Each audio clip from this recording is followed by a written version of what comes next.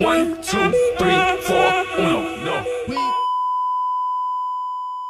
Sur les réseaux sociaux, Bali, c'est le paradis. Des personnes qui gagnent 10 000 € par mois, les sunsets, la liberté. Mais derrière cette image parfaite, tu t'en doutes peut-être, la réalité, c'est très loin d'être ça. Ça fait 4 ans que j'habite à Bali et j'avais envie de te dire toute la vérité sur cette île qui fait rêver des centaines de milliers de personnes sur les réseaux sociaux. Entrepreneurs mythos qui vivent du chômage à Bali, la réalité derrière tous ces énormes beach clubs et l'impact sur les Balinais et sur la population locale. On va voir tout ça ensemble, c'est parti.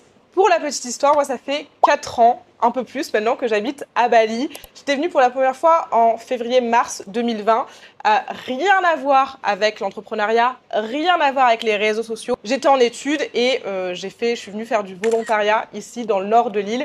Et d'ailleurs, fun fact, c'est l'une des raisons qui m'a motivée à me lancer à mon compte. Je me suis dit, je peux pas aller dans un CDI parce que si je suis dans un CDI, je peux pas revenir à Bali.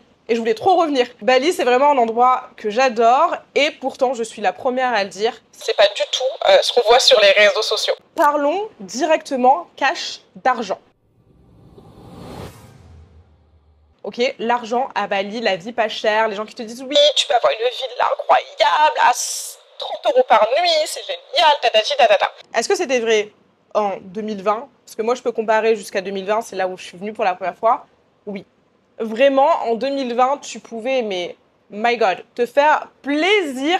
Ou alors, pendant l'époque du Covid, j'ai eu la chance de pouvoir habiter à Bali pendant le Covid. Les amis, laissez-moi vous dire que les prix, c'était... Mais j'avais une villa de malade pour une bouchée de pain. Littéralement, c'était indécent. Je vivais comme une princesse et je payais 300 € de loyer par mois. J'avais une villa avec piscine, j'avais un étage dans ma chambre. Aujourd'hui, c'est plus du tout le cas. Alors, évidemment, ça va de soi, mais je pense que je dois quand même faire cette parenthèse. Évidemment, comme partout dans le monde, vous pouvez vivre avec 500 000 € par mois. En fait, il faut comprendre que le Bali que tu vois sur les réseaux sociaux, ça va être les grandes villes, Canggu, Uluwatu, Ubud, les villes avec beaucoup d'étrangers, beaucoup d'expats, beaucoup d'immigrés, beaucoup de touristes, beaucoup de digital nomades. Ça va être des villes où le prix va être assez cher. Et évidemment, si tu vas dans les terres de Bali, vivre dans des habitations locales et que tu manges la nourriture locale, donc ça va être du riz, du poulet, des légumes, évidemment, tu ne vas pas dépenser des 1000 et des 100. Mais souvent, quand les gens viennent à Bali, c'est parce qu'ils ont vu ce qu'ils ont vu sur les réseaux sociaux, les villas, les beach clubs, les massages, les avocado toast. Ça n'a pas le même prix que si tu consommes localement. Petite parenthèse, terminée. Les prix ont explosé à Bali parce que forcément, il y a de plus en plus de gens qui viennent et il faut savoir, petite anecdote, c'est que juste avant le Covid, Bali, l'Indonésie, avait déjà décidé que Bali allait changer d'image. De base, Bali, c'est connu pour quoi? C'est connu pour les surfeurs, les backpackers, des gens qui viennent avec pas beaucoup de budget, on va dire les choses, et qui peuvent vivre une vie sympa, très chill, peace and love, pour pas grand-chose. Avant le Covid, Bali avait décidé de faire exploser les prix et de devenir une destination de luxe. Bon, le Covid a un peu ruiné leur plan, mais c'est quand même ce qu'ils tendent à faire aujourd'hui. On le voit avec la construction de beach clubs, avec la construction d'hôtels de luxe, d'appartements de luxe. Les habitations, les constructions d'aujourd'hui n'ont rien à voir avec ce qu'il y avait il y a quelques années. Je tiens à préciser également que beaucoup de personnes pensent que c'est nous.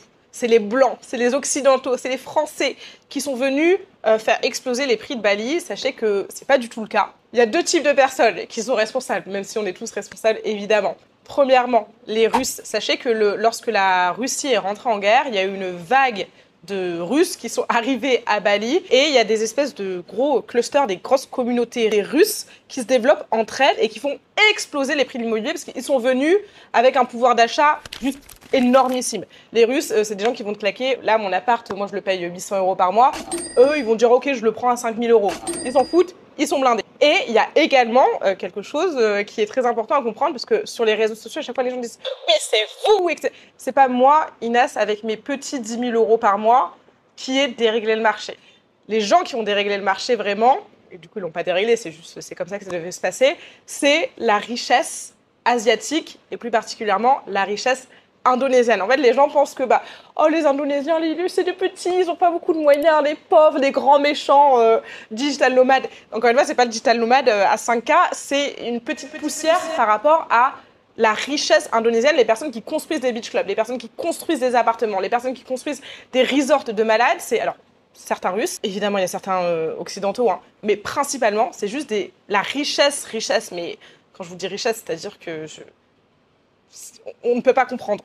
Si vous êtes comme moi, vous avez grandi dans une vie normale, on ne peut pas comprendre le niveau de richesse qu'ils ont. C'est la richesse indonésienne qui vient faire exploser les prix à Bali. Donc si tu viens à Bali, est-ce que tu vas pouvoir avoir un meilleur lifestyle qu'en France, te faire masser, bien manger, être dans des beaux endroits? Oui, évidemment, pour beaucoup moins cher. Une villa à Bali, c'est pas le même prix qu'une villa à Saint-Tropez. On est bien d'accord, un massage à Bali, c'est pas le même prix qu'un massage à Paris.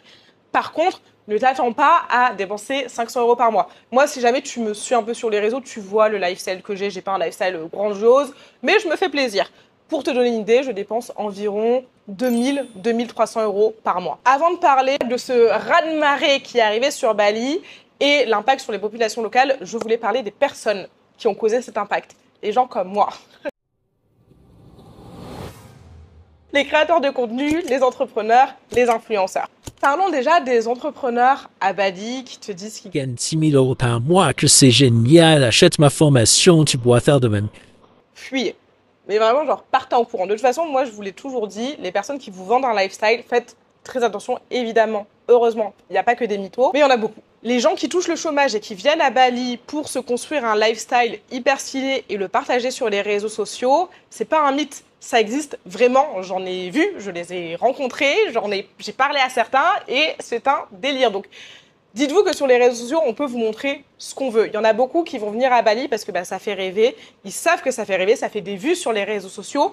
Vues égale, malheureusement, crédibilité. Confiance égale vente. Les gens vont vous vendre un lifestyle qu'ils n'ont même pas réussi à construire. Et d'ailleurs, on le voit clairement. Il y a des gens qui vont venir à Bali, des entrepreneurs, qui vont venir à Bali, qui vont vendre le lifestyle pendant, 6 mois, ça dépend de leurs moyens, et après qui ne peuvent plus assumer et qui vont rentrer en France.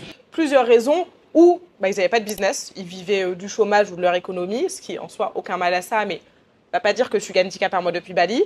Ou deuxième raison, c'est des personnes qui sont venues au début de leur business en se disant c'est bon, moi je gagne 2-3 000 € par mois, génial, vida loca à Bali, et bam, le business se casse la gueule et les gens doivent rentrer en France. Sachez que moi je l'ai énormément vu, encore une fois, ça fait 4 ans que j'habite ici.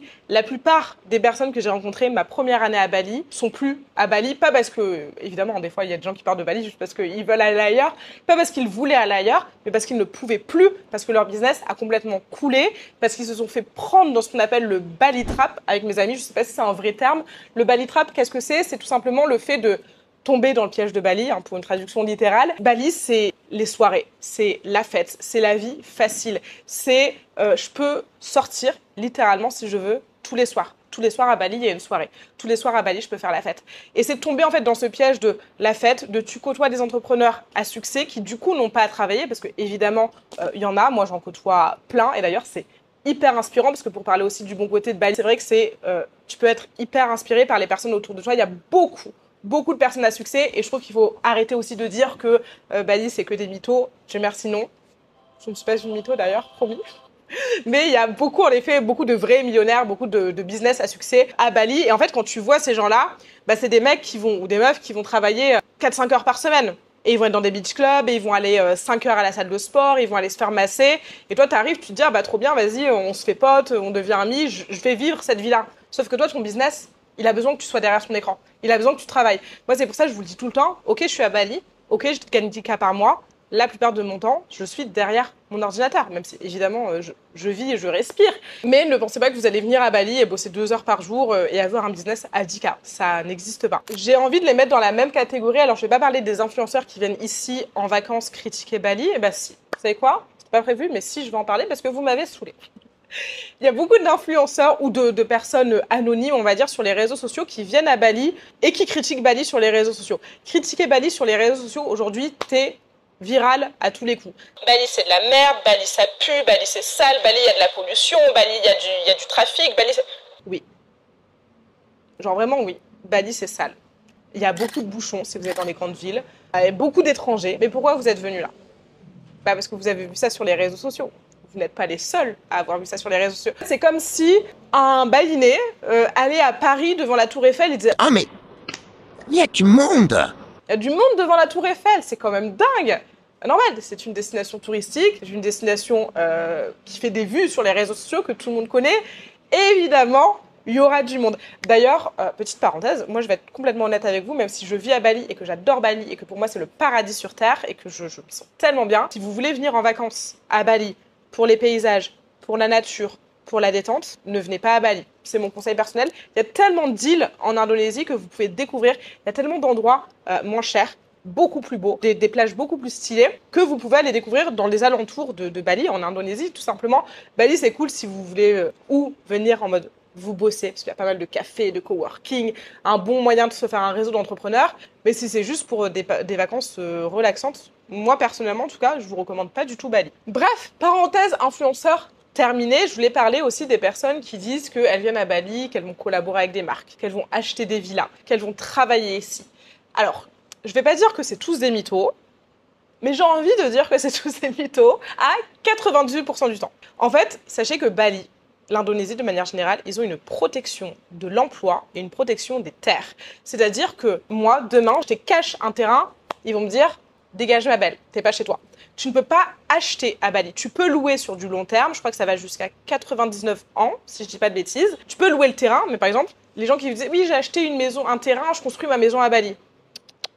Tu as loué ton terrain, tu loues ton terrain à un Indonésien, tu vas construire ta maison, et à la fin de ce qu'on appelle un leasing, à la fin de ton leasing, l'Indonésien, il reprend ta petite maison. Donc non, tous les gens qui vous disent « j'ai acheté à Bali », sauf rare exception où il y a de la famille indonésienne, où il y a des... Évidemment, là, c'est possible. Ensuite, les personnes qui vont dire « oui, je collabore avec des marques à Bali, tatati, tatata ». Illégal. Vous ne pouvez pas travailler à Bali, sauf très très rare exception, et il faut le visa adéquat, il faut le bon visa, il faut les bonnes formalités administratives. Moi, demain, si je vais dans un restaurant à Bali, je ne peux pas me faire payer par le restaurant pour en faire la promotion. Pourquoi? Parce que je n'ai pas le visa qui me permet de collaborer.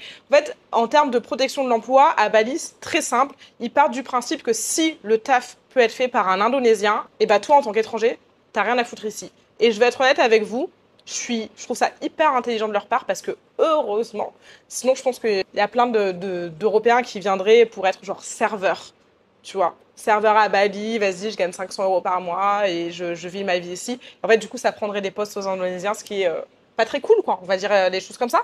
D'ailleurs, petite parenthèse assez intéressante, je trouve, si vous venez à Bali, parce que beaucoup parlent aussi des prix. Oui, je me suis fait arnaquer, j'ai trop payé, mon chauffeur, il a essayé de me demander un pourboire. Ah, il t'a demandé 2 € de pourboire, mon Dieu, malheur, quel escroc, il faut à tout prix l'afficher sur les réseaux sociaux. Plus sérieusement, sachez que le salaire moyen à Bali pour, par exemple, un serveur dans un beach club est d'environ 300 €. Voilà, pour vous remettre en perspective, quand tu viens claquer et balancer ta bouteille de champagne à 100 balles dans un beach club, le serveur qui te l'apporte, il gagne 300 €. Donc arrêtez d'être des gros rats, hein, c'était ça ma conclusion, arrêtez d'être des gros rats, donnez le pourboire de 1,50 € à votre chauffeur. Je pense que vous n'allez pas mourir. Alors du coup, parlons enfin de l'impact sur Bali, de cette vague d'étrangers qui est arrivée. Comme je vous le disais, de toute façon, c'était le plan de Bali, c'était leur plan machiavélique depuis le début. Quand je dis de Bali, je parle du gouvernement, hein, évidemment. Je pense que je ne vous apprends rien, dans chaque pays, c'est le gouvernement qui décide. Le gouvernement voulait faire de Bali une destination de luxe. L'impact sur les Balinais, c'est quoi concrètement? Il n'est pas si négatif que ce qu'on pourrait croire, et je sais que ça va peut-être vous surprendre. Évidemment, je parle d'une généralité globale, pour moi, avoir échangé aussi avec des Balinais, pour ce que j'ai entendu, pour ce qu'on m'a dit. Les Balinais ne sont pas... Alors, évidemment, ils sont saoulés des touristes relous. T'es un touriste, t'es relou, tu conduis complètement bourré et tu mets les gens en danger. Évidemment, on t'aime pas. Mais je sais pas, les gens normaux qui agissent de manière normale, ils sont contents, les Balinais. Pourquoi? Parce qu'aujourd'hui, Bali est principalement, et depuis des années et des années, principalement une île qui vit aussi du tourisme, qui vit de l'argent aussi des étrangers qui viennent habiter ici. Je sais qu'on pourrait se dire, oui, mais du coup, c'est les étrangers qui ont fait augmenter les prix. Et du coup, les Balinais ont besoin des étrangers pour gagner de l'argent, pour compenser. Oui et non, parce que ce qui s'est passé et ce qui, moi, m'a vraiment fait prendre conscience de à quel point Bali vivait du tourisme, même si évidemment c'est assez connu, c'est en 2020, hein, quand il y a eu le Covid. Moi, je rentrais juste de Bali, de mon volontariat. Et ça a été, forcément, frontières fermées, plus de touristes, plus d'expats, plus de machin. Ça a été la catastrophe à Bali. Ça a été la catastrophe, mais... Enfin, c'est-à-dire, moi, je me souviens, je suivais la page de volontariat que j'avais faite et enfin, c'était au point où tu faisais des donations pour des sacs de riz, quoi. Et je trouve ça, en fait, horrible de se dire, en fait, c'est des familles qui ne peuvent pas se payer un sac de riz. Parce qu'il n'y a plus de touristes, ils ne peuvent pas se payer un sac de riz. On a avec des pincettes ce que je vous dis ici, hein, je dis pas que Bali est redevable des touristes, mais en fait, les seules personnes qui se plaignent des touristes et des Blancs, des Occidentaux, des Européens à Bali, c'est les Blancs, c'est les Occidentaux, c'est les Européens. Il n'y a jamais un Balinais qui m'a dit « Ah, ça m'a saoulé, les touristes, les machins ». Par contre, en France, les gens sont là « Oui, mais les Balinais… » Sachez que les Balinais, ce sont des êtres humains qui savent ce qu'ils veulent, qui peuvent se défendre. Je trouve ça un petit peu bizarre, moi, de prendre la parole pour des gens qui n'ont rien demandé. Je trouve que c'est un peu les prendre pour des enfants qui ne savent pas s'exprimer. Donc moi, je vous dis en tout cas, ce qu'on m'a dit, ce que j'ai ressenti, c'est que, évidemment, si tu es une personne un minimum respectueuse et correcte et polie, les Balinais vont t'adorer. Les Balinais sont ravis d'avoir des touristes sur leur île et ils sont ravis aussi de partager leur culture. Voilà un petit peu ce que j'avais à te dire sur Bali, sur la vérité derrière un peu les clichés, les mythes qu'on voit sur les réseaux sociaux. Si jamais tu as des questions sur Bali, n'hésite pas à me les poser en commentaire, je sais qu'il y en a beaucoup. J'espère que cette vidéo t'a plu, pense bien à t'abonner et on se retrouve la semaine prochaine pour un nouveau